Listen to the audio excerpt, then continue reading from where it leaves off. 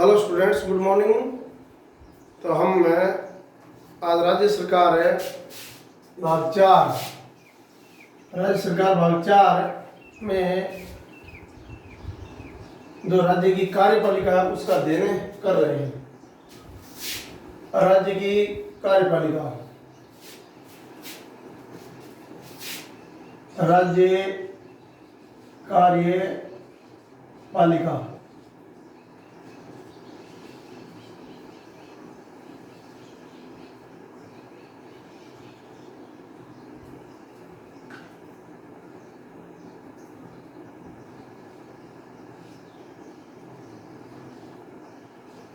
राज्य की जो कार्यपालिका है वो राज्यपाल, मुख्यमंत्री और मंत्रिपरिषद से मिलकर बनती है। आज इस राज्य की कार्यपालिका के सबसे महत्वपूर्ण अंग है अभिन्न राज्यपाल की शक्तियों के बारे में हम अध्ययन करेंगे। तो राज्यपाल की स्थिति वैसी है जैसी केंद्र में राष्ट्रपति की है।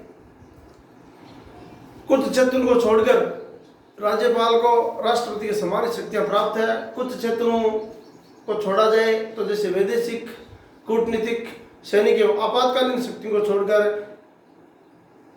भारत में राज्यपाल की वही स्थिति है जो केंद्र में किसकी है, राष्ट्रपति की है।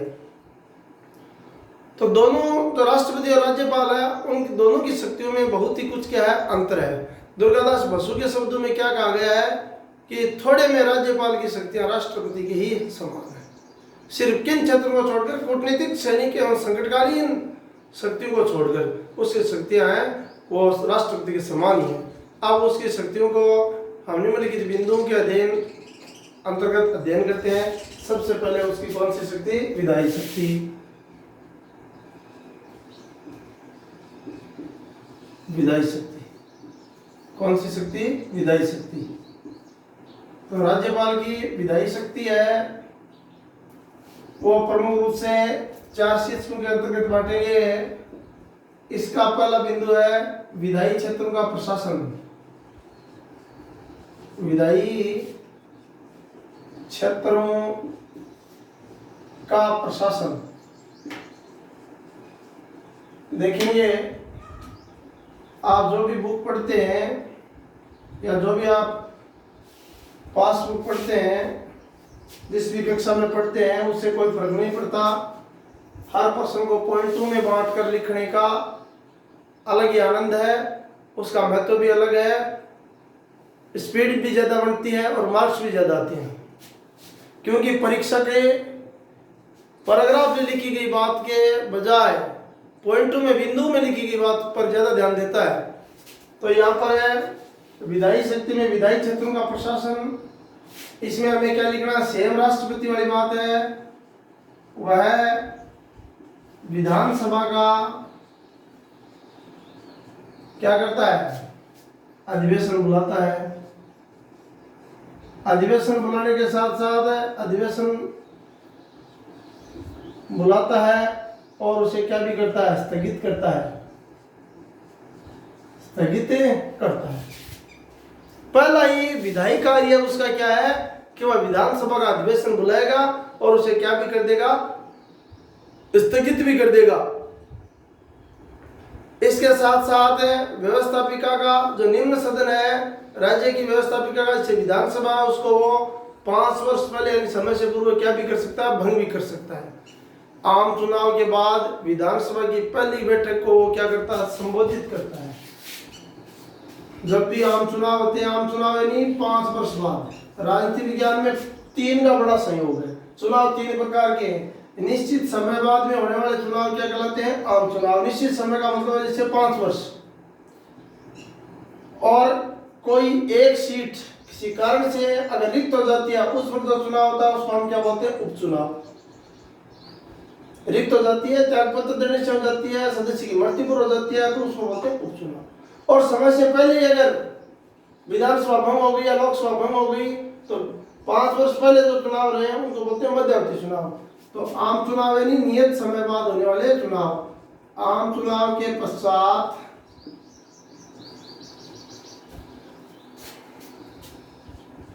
विधानसभा की प्रथम बैठक में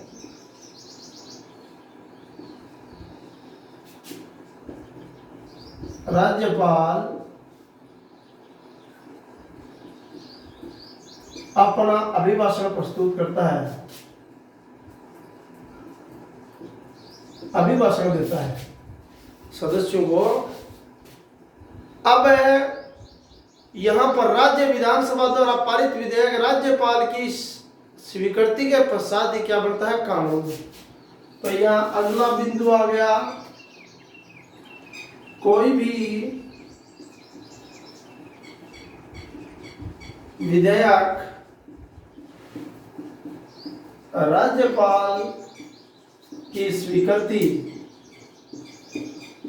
के पश्चात ही कानून बनता है। जैसा केंद्र में राष्ट्रपति करता है, उसमें क्या लिखते हैं, कोई भी विधेयक राष्ट्रपति की स्वीकृति के पश्चात ही क्या बनता है, कानून बनता है। पश्चात ही कानून का रूप लेता है, कानून बनता है। तो ये देखो 3 महत्वपूर्ण है, आपको विधायी शक्ति याद रखनी है। वह विधानसभा का अधिवेशन बुलाता है, विधायी शक्ति का पहला बिंदु है विधायी क्षेत्र में प्रशासन, वह विधानसभा अधिवेशन बुलाता है, उसे स्थगित करता है। आम चुनाव के पश्चात विधानसभा की प्रथम बैठक में राज्यपाल अपना अभिभाषण प्रस्तुत करता है, और कोई भी विधेयक राज्यपाल की स्वीकृति के पश्चात ही क्या बनता है, कानून बनता है। तो इसमें आपको दिक्कत नहीं होनी चाहिए। अब नंबर 2 बिंदु आता है सदस्यों को मनोनीत करना। सदस्यों को मनोनीत करने की शक्ति, करने की शक्ति या फिर सदस्यों का मनोनयन। इस बिंदु में आपको क्या लिखना है, इस बिंदु में आपको लिखना है राज्यपाल विधान परिषद में, अगर किसी राज्य में विधान परिषद है तो ही, विधान परिषद में राज्यपाल, हमने गत वीडियो में चर्चा की थी कि विधान परिषद में राज्यपाल 1/6 सदस्यों का क्या करता है, मनोनयन करता है। वो मनोनीत सदस्य कैसे सदस्य होते हैं, कोई राष्ट्रपति द्वारा राज्यसभा में मनोनीत किए जाने वाले सदस्यों की समान है मामला। तो हम सबको याद रखना, कला साहित्य, इसके अलावा समाज सेवा, पर्यावरण, खेल या विज्ञान के क्षेत्र में उल्लेखनीय योग देने वाले 1/6 सदस्यों का वो क्या करेगा, मनोनयन। संख्या नहीं है, 1/6 याद रखना, उस राज्य की विधान परिषद की कुल सदस्य संख्या का 1/6 सदस्य। और विधानसभा में यदि आंग्ल भारतीय समुदाय को पर्याप्त बहुमत न मिला हो तो विधानसभा में वो 1 सदस्य का क्या करता है, मनोनयन। ये याद रखना है, 1 सदस्य का वो क्या करता है, मनोनयन। देखो आपको सारा चैप्टर याद नहीं हो तो कोई फर्क नहीं पड़ता, परंतु जो महत्वपूर्ण छोटे क्वेश्चन है, जैसे एक छोटा प्रश्न आ गया कि राज्यपाल विधान परिषद में कितने सदस्यों को मनोनयन करता है, 1/6। और वो विधानसभा में अगर आंग्ल भारतीय समुदाय को पर्याप्त प्रतिनिधित्व नहीं मिला तो कितने सदस्य का मनोनयन करता है, 1 सदस्य का मनोनयन करता है। तो यह होगी सदस्यों को मनोनीत करने की शक्ति। और नंबर 3 जो बिंदु है वो है विधेयकों पर निषेधाधिकार की शक्ति। विधेयकों पर निषेधाधिकार,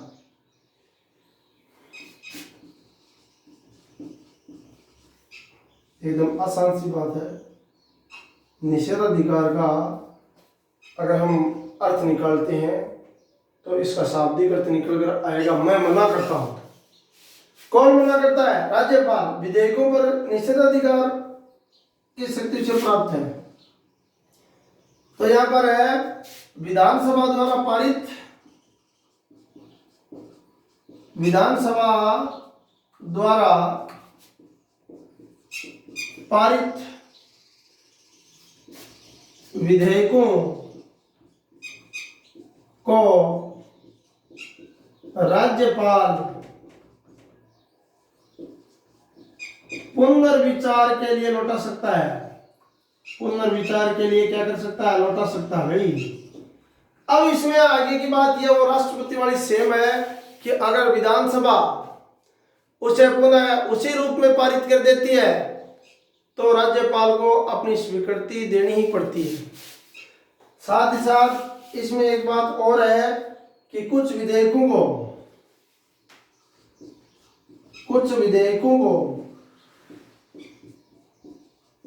राज्यपाल राष्ट्रपति की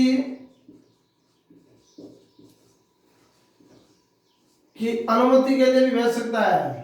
वो अगर उचित समझे तो राष्ट्रपति की अनुमति के लिए भी उन्हें प्रस्तुत कर सकता है। कहने का मतलब इसमें क्या है कि कुछ विधेयकों को वह राष्ट्रपति के विचार के लिए अपने पास सुरक्षित रख सकता है। अब अगली चौथी शक्ति आ गई विधायी शक्ति की, और चौथा बिंदु क्या होगा? चौथा बिंदु है आसान सा बिंदु है अध्यादेश जारी करना। अध्यादेश जारी करना, अध्यादेश जारी करने की शक्ति। तो देखो अध्यादेश है वो राज्यपाल है, जब विधानसभा का अधिवेशन नहीं चल रहा हो और देश को किसी कानून की राज्य को किसी कानून की अति आवश्यकता है तो वो अध्यादेश जारी करता है। राज्यपाल द्वारा जारी किया गया अध्यादेश विधानसभा का अधिवेशन प्रारंभ होने के 6 सप्ताह तक मान्य होगा। 6 सप्ताह बाद या तो विधानसभा उसे समाप्त कर देगी या कानून का रूप दे देगी। ये दोनों बातें हैं वो राज्यपाल के लिए अध्यादेश से संबंधित थी। तो हमने ये देखा कि वो राज्य में क्या जारी करता है? अध्यादेश। तो राज्य के विधानमंडल का अधिवेशन न हो रहा हो तो राज्यपाल अध्यादेश जारी कर सकता है। अध्यादेश को राज्य विधानमंडल द्वारा पारित अधिनियमों के समान मान्यता प्राप्त है। परंतु विधानसभा के अधिवेशन के प्रारंभ होने के 6 सप्ताह के भीतर या तो विधानसभा उसे पारित करती है तो वो कानून का रूप ले लेता है, पारित नहीं करती है तो समाप्त हो जाता है। तो ये थी अध्यादेश जारी करने की शक्ति। राज्य में अध्यादेश कौन जारी करता है? राज्यपाल जारी करता है। तो 4 बातें महत्वपूर्ण, 4 बातें आपकी यहाँ पर आ गई विधायी शक्ति के बारे में। विधायी शक्ति को आप 4 शीर्षकों के अंतर्गत बांटेंगे। पहला लिखेंगे विधायी क्षेत्रों का प्रशासन, फिर सदस्यों का मनोनयन करना, और 3 नंबर पर हमने देखा विधेयकों पर निषेधाधिकार की शक्ति। 4 नंबर पर हमने देखा अध्यादेश जारी करने की शक्ति। अब विधायी शक्ति के बाद में प्रशासनिक शक्ति या कार्यपालिका शक्ति। तो नंबर 2 जो बिंदु है हमारा वो है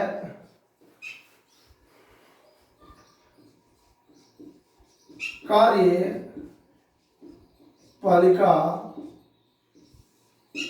शक्ति, अथवा इसे कौन सी शक्ति भी कहते हैं? प्रशासनिक शक्ति। प्रशासनिक शक्ति। देखो कार्यपालिका शक्ति मैंने पहले राष्ट्रपति की आपको बताई, आज मैं राज्यपाल को बता रहा हूं। इसमें सबसे पहले क्या आती है? नियुक्तियां। एक बात दिमाग में बैठा लो कि राज्यपाल हो या राष्ट्रपति हो, उसकी जो कार्यपालिका शक्तियां हैं उनमें ज्यादातर क्या होती है? नियुक्तियां होती हैं। तो नियुक्तियां किन किन की करता है ये देख लो। सबसे पहले वो किसकी नियुक्ति करेगा? मुख्यमंत्री की। तो प्रश्न हो गया कि मुख्यमंत्री की नियुक्ति कौन करता है? राज्यपाल करता है। तो मुख्यमंत्री की नियुक्ति के बाद वो मुख्यमंत्री के परामर्श से जो अन्य मंत्री हैं उनकी नियुक्ति करता है, अन्य मंत्रियों की नियुक्ति करता है। फिर वो देखो राज्य लोक सेवा आयोग आरपीएससी, तो जो हम नाम सुनते हैं आरपीएससी यानी राज्य लोक सेवा आयोग के अध्यक्ष वह सदस्यों की नियुक्ति करता है। वो राज्य उच्च न्यायालय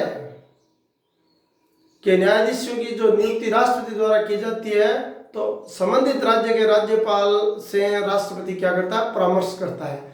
तो ये तो थी उनके द्वारा की जाने वाली प्रमुख नियुक्तियां। अब नियुक्तियों के बाद में वो दूसरा काम क्या करता है, राज्य सरकार के कार्यों के संबंध में नियमों का निर्माण करता है।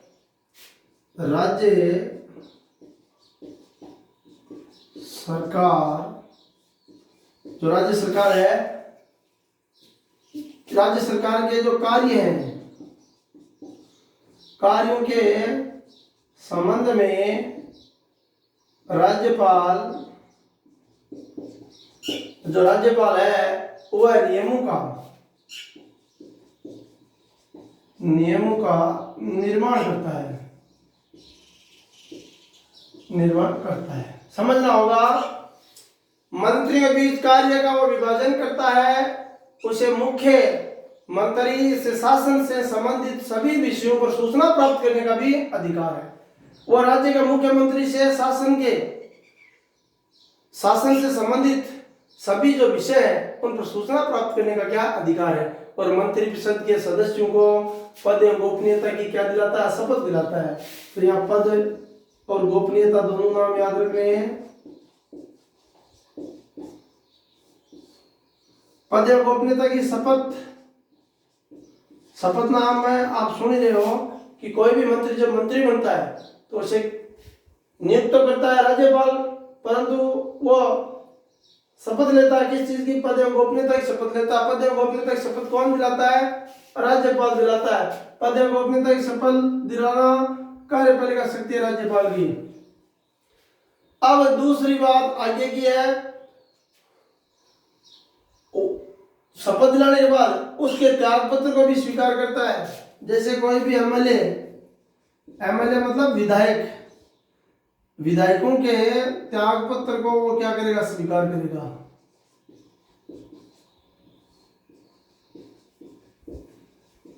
देखो भाई, विधानसभा के सदस्य क्या कहलाते हैं,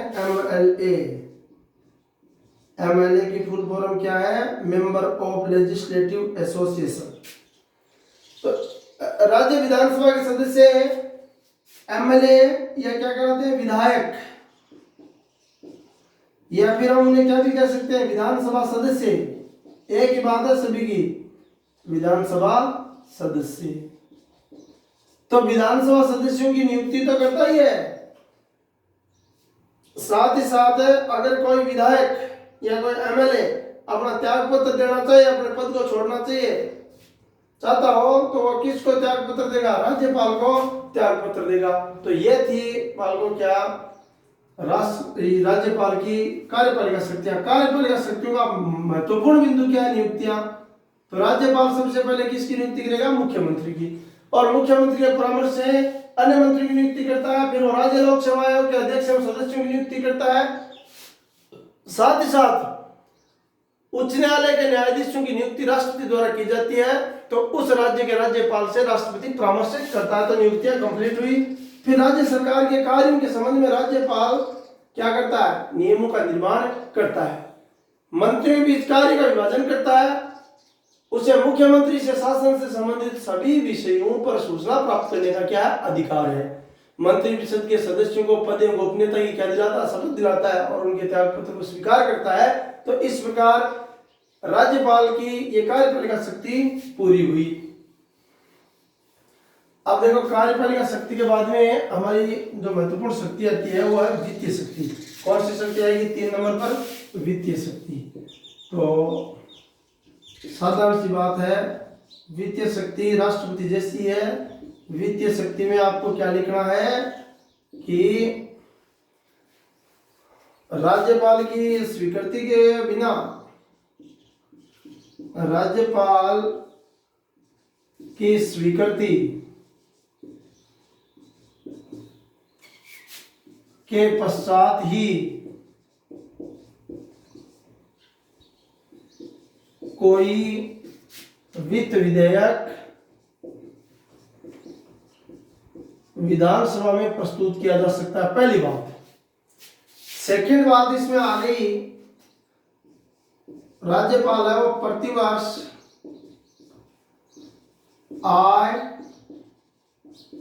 और वे का जो पूर्वानुमान है आय और वे का लेखा जोखा लिख दो आप, लेखा जोखा।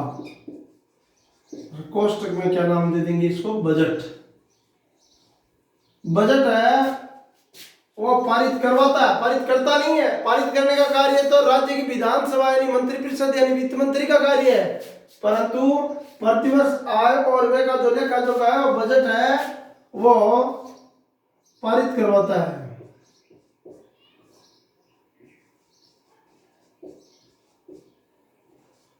अब उसकी वित्तीय शक्ति लास्ट आ गई, राज्य की सिंचित निधि। राज्य की जो सिंचित निधि है उस पर राज्यपाल का अधिकार होता है। उसकी स्वीकृति के बगैर सिंचित निधि से धन को प्राप्त नहीं किया जा सकता। अब यहाँ पर देखते हैं हम वित्तीय शक्ति के बाद में अगली शक्ति, चौथी शक्ति आती है न्यायिक शक्ति। न्यायिक शक्ति वही राष्ट्रपति वाली बात यहाँ पर।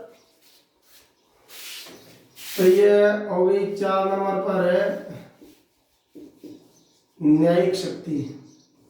राज्यपाल को भी संविधान के अनुसार कुछ न्यायिक शक्तियां प्राप्त हैं और न्यायिक शक्ति में देखेंगे संविधान का अनुच्छेद है अनुच्छेद 161।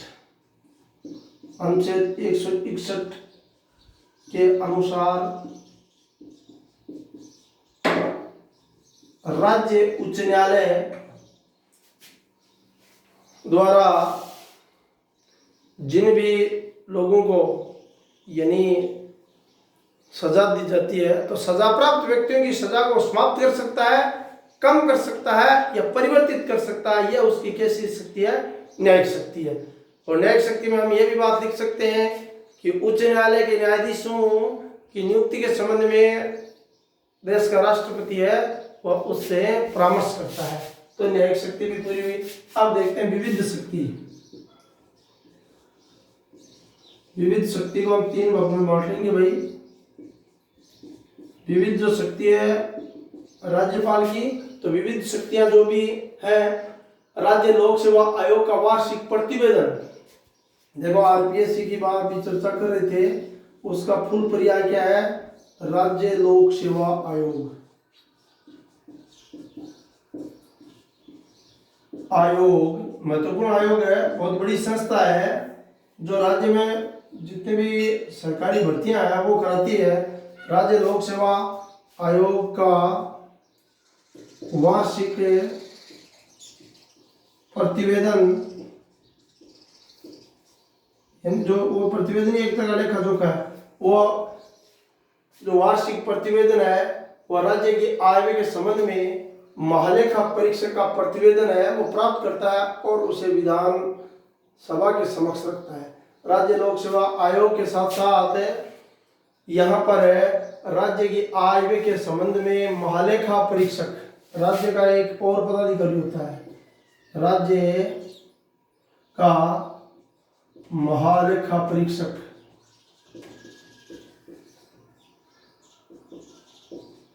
राज्य की आय व्यय के संबंध में राज्य महालेखा परीक्षक का प्रतिवेदन प्रस्तुत है, प्रतिवेदन जो है वो प्रस्तुत कराता है, प्रतिवेदन प्राप्त करता है और उसे कहाँ भेजता है। प्रतिवेदन है परीक्षक का प्रतिवेदन प्राप्त करता है दोनों से। देखो राज्य लोक सेवा आयोग का वार्षिक प्रतिवेदन और राज्य की आय और व्यय के संबंध में राज्य महालेखा परीक्षक का जो प्रतिवेदन है उसे प्राप्त करता है और उस प्रतिवेदन को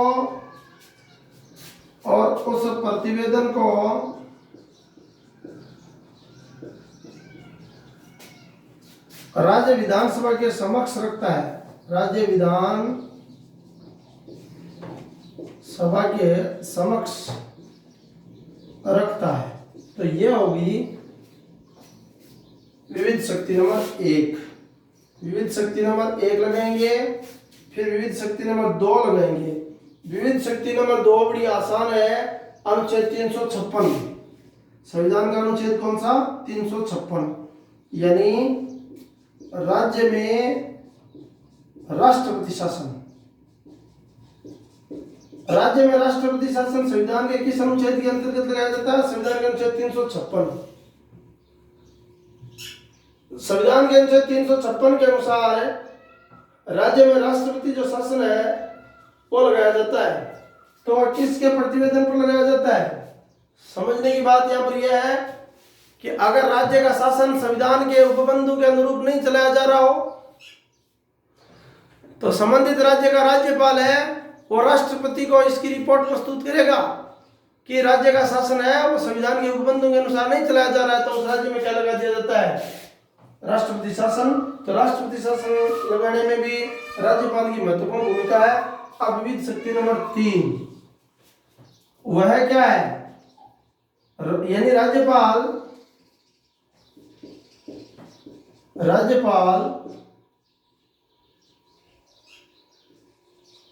कुलाधिपति, इसको क्या भी बोलते हैं हम?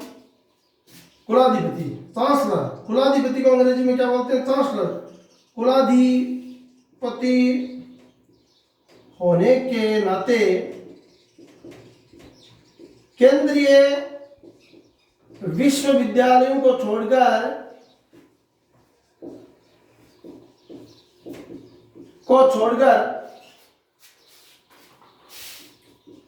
राज्य के विश्वविद्यालयों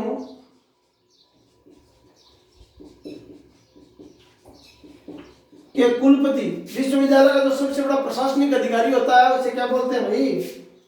कुलपति। विश्वविद्यालयों के कुलपति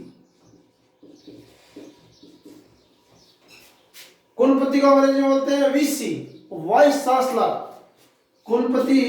कुलपतियों की नियुक्ति करता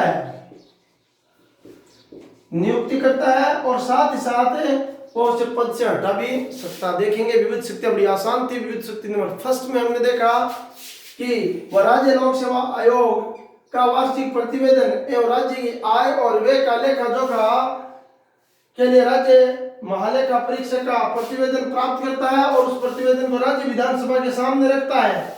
फिर नंबर 2 संविधान के अनुच्छेद 356 के अंतर्गत अगर किसी राज्य का शासन संविधान के अनुसार नहीं चलाया जा रहा हो तो उस राज्य में राष्ट्रपति शासन लागू होता है। तो राष्ट्रपति शासन लागू जो होता है वो किसके प्रतिवेदन पर लागू होता है? राज्यपाल के प्रतिवेदन पर। तो धारा 356 के संबंध में उसकी महत्वपूर्ण शक्ति है। और 3 नंबर राज्यपाल स्वयं क्या होता है? कुलाधिपति का मतलब क्या है? चांसलर। नाते में केंद्रीय विश्वविद्यालयों को तो छोड़ो और राज्य के विश्वविद्यालयों की कुलपतियों की यानी वाइस चांसलर की नियुक्ति करता है, उसे पद से हटा भी सकता है। तो ये थी महत्वपूर्ण शक्तियां राज्यपाल की हमने 5 शक्तियां। नंबर फर्स्ट विधायी शक्ति को हमने 4 भागों में बांटा। फिर कार्यपालिका शक्ति में सबसे ज्यादा किसका वर्णन किया है? कार्यपालिका शक्तियों में हमारे नियुक्तियां आई हैं। फिर वित्तीय शक्ति और फिर न्यायिक शक्ति और फिर विविध शक्ति। तो ये शक्तियां पूरी हुई। अब हम देखते हैं राज्यपाल की स्थिति के बारे में। जैसा कि राज्यपाल की शक्तियां हमने देखी, अब शक्ति के बाद में उसकी स्थिति पढ़ते हैं। राज्यपाल का पूरा प्रश्न यहाँ पूरा होता हुआ यानी आधा प्रश्न पूरा हो गया। और अब हम पढ़ेंगे राज्यपाल की स्थिति। राज्यपाल है उसकी क्या स्थिति है?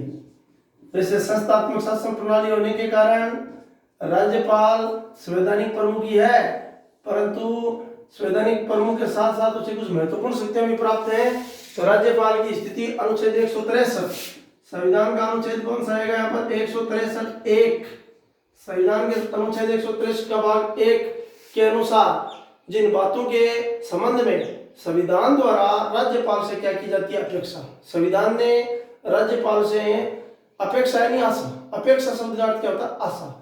और संविधान में अनुच्छेद 161(1) के अनुसार जिन बातों के संबंध में संविधान द्वारा राज्यपाल से क्या की जाती है? अपेक्षा की जाती है कि वह अपने कार्यों को सविवेक से करे, उन बातों को छोड़कर राज्यपाल को अपने कार्यों का निर्वाह करने में सहायता देने के लिए क्या होगी? मंत्रिपरिषद होगी। और जिसका प्रधान कौन होगा? मुख्यमंत्री होगा।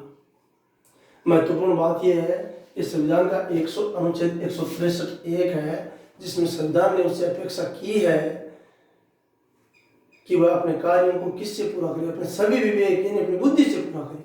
उन बातों को छोड़ दिया जाए तो राज्यपाल को अपने कार्य का निर्वाह करने के लिए और सहायता देने के लिए क्या होगी, मंत्रिपरिषद होगी। सिर्फ उन सभी की शक्तियों को छोड़कर राज्यपाल अपने जिन कार्यों को पूरा करता है उन कार्यों को पूरा करने के लिए उसकी सहायता के लिए एक क्या होती है, मंत्रिपरिषद होती है और उसका प्रधान क्या होता है, मुख्यमंत्री होता है। तो सभी की शक्तियां यहाँ पर महत्वपूर्ण होंगी। अब देखो, यद्यपि संविधान में राज्यपाल को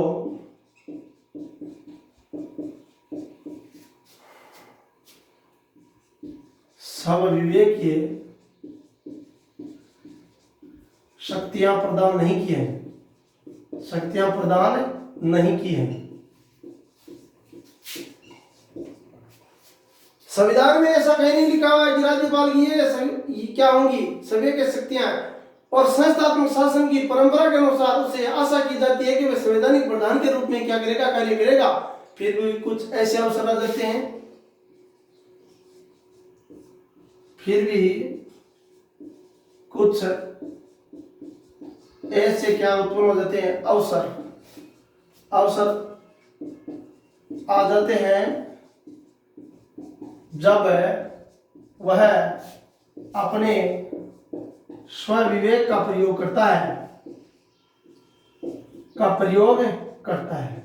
तो अब हम उसकी संवेग की शक्तियां देखते हैं। देखो, मोस्ट बात है यहाँ पर स्व विवेक की शक्तियां। राज्यपाल की कौन सी शक्तियां, संवेग की शक्तियां। संवेग की शक्तियों को पढ़ने से पहले हमने राज्यपाल की संवेग की शक्तियों की समीक्षा की है, संवेग की शक्तियों की स्थिति देखी है, भूमिका देखी है। तो हम उसकी संवेग की शक्तियों के बारे में अध्ययन करते हैं। कहने का मतलब वो कौन कौन सी परिस्थितियां होती है या कौन कौन से ऐसे अवसर आ जाते हैं जब वो अपने संवेग का प्रयोग करता है। तो सबसे पहला है विशेष परिस्थिति में मुख्यमंत्री का चयन। विशेष परिस्थिति में मुख्यमंत्री का चयन, ये बात तो हम पहले भी देख रहे हैं कि जब विधानसभा में किसी भी दल को क्या नहीं मिले, बहुमत नहीं मिले, तो ऐसी स्थिति में राज्यपाल अपने संवेग या शक्ति का प्रयोग करते हुए किसी भी दल के प्रधान को सरकार बनाने का न्योता दे सकता है। तो नंबर 1। नंबर 2 पर मंत्री परिषद को क्या करना, अपदस्थ करना। ये नोट करेंगे आप सभी।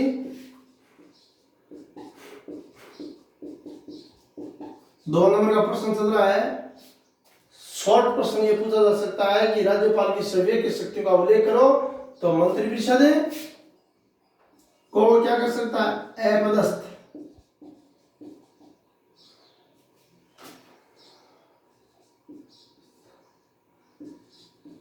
कर सकता है।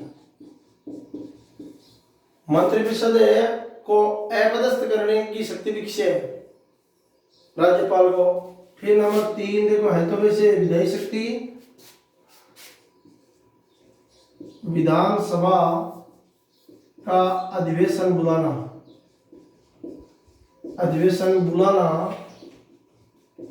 और क्या करना, स्थगित करना।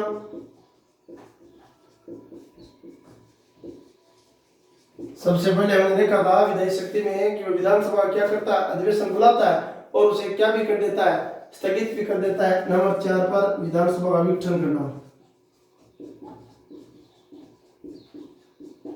विघटन। ये विघटन ऐसे नहीं कर सकता जब मुख्यमंत्री से इस बात की सलाह दे कि विधानसभा को समय से पहले भंग करनी है, तो विघटित करता, पर विघटित करता वही है। जब तक वो विघटित नहीं करता तो विघटित नहीं मानी जाती। तो विधानसभा को विघटन करना, उसकी संवेग शक्ति हमारे 4 हो गई। फिर है मुख्यमंत्री से सूचना प्राप्त करना, कार्यपालिका शक्ति आ गई भाई उसकी। मुख्यमंत्री से विभिन्न विभागों के संबंध में क्या करता है, सूचना प्राप्त करता है। मुख्यमंत्री से सूचना किसकी, विभिन्न विभागों की कार्यवाही की सूचना प्राप्त करता है। मुख्यमंत्री से सूचना प्राप्त करना, जैसा कि हमने कार्यपालिका शक्ति में ये बिंदु पढ़ा था कि वह मुख्यमंत्री से शासन के विभिन्न विभागों के संबंध में क्या प्राप्त कर सकता है, सूचना प्राप्त कर सकता है। और 6 नंबर उसने हमने बिंदु नंबर 6 जो हमारा था वो था ये जो है वो ये पहले उसकी एक शक्ति पहले हम पढ़ चुके हैं धारा 356 वाली विविध शक्ति में राज्य में संवैधानिक आपात के संबंध में